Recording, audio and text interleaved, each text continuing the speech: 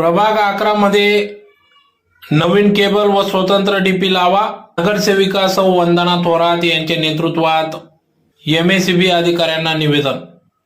याबाबत वृत्त असे की आज दिनांक 3 जुलै 2024 रोजी सायंकाळी 5 वाजता धुळे शहरातील पारोडा रोडवर असलेल्या सहाय्यक अभियंता अधिकारी कार्यालय या ठिकाणी नगरसेविका सौ वंदना विक्रम छोटूभाऊ थोरात यांच्या नेतृत्वात येथील स्थानिक नागरिकांनी सहाय्यक अभियंता यांना निवेदन दिले. ज्याद्वारे या निवेदनात म्हटले आहे की सदर प्रभाग क्रमांक 11 भागात नवीन केबल व स्वतंत्र डीपी लावावी मागणी या निवेदनातून केली आहे.